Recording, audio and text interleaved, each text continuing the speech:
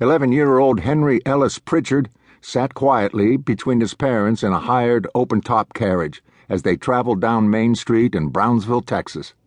He was dressed in his Sunday best, from his blue four-in-hand tie, his suit coat and knickers with their knee-high stockings, to his brand-new lace-up ankle-high shoes.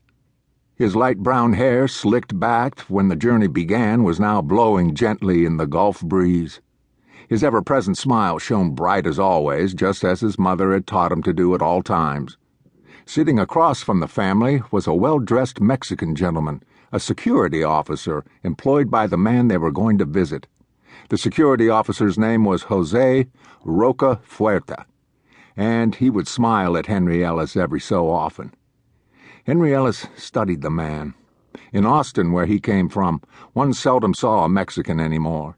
But here in Brownsville, directly across the river from Matamoros, a thriving Mexican city of its own, they were plentiful.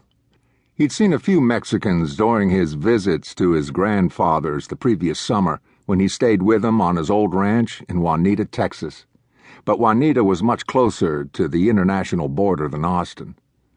Jose Rocafuerte wore a large sombrero, not one of those with a very high crown and extremely wide brim that Henry-Ellis had seen in one of his history books, but a much tamer version, made from beaver pelts as most American-made hats were constructed.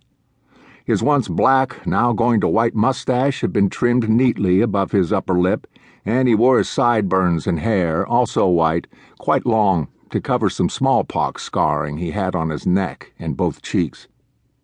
Henry-Ellis knew that was what it was because he'd seen the same scars on several of his classmates back in Austin. Betty Jean, the boy's mother, held a bouquet of long-stem roses in her lap. "I am glad you are enjoying the flowers, Mrs. Pritchard," said Fuerte.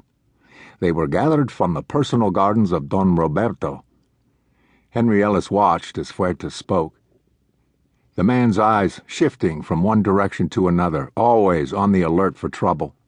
At the same time, the boy listened to the sounds of the border city, especially those made by the hooves of the two-horse-matching team that pulled the carriage.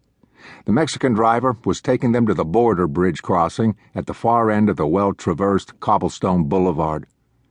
Other carriages, buggies, and freight wagons, plus men of all dress on horseback, packed the wide thoroughfare, moving in both directions as the carriage made its way toward the gated international boundary.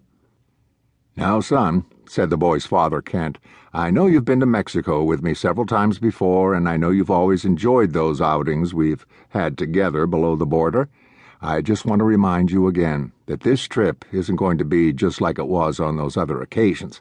This visit is primarily for business reasons, though there will be a social side to it. As you already know," he went on, "our family has been selected by my company to be the guests of Don Roberto Acosta y Castro, the owner of one of the major trading firms with which we do business. The Don is also a younger brother to the commanding general of the Mexican Army. We will be staying at the Don's hacienda on his rancho on the other side of Matamoros, Brownsville's sister city across the Rio Grande. Senor Fuerte has been assigned to accompany us for our protection. There are some people in Mexico we've recently discovered who would do us harm just because I work for a company that does business with Don Roberto." The boy looked again at the security man sitting across from him. "Does the Don keep any horses on his rancho?" the boy asked. "The Don?" said Fuerte. "I am sure that he does, see."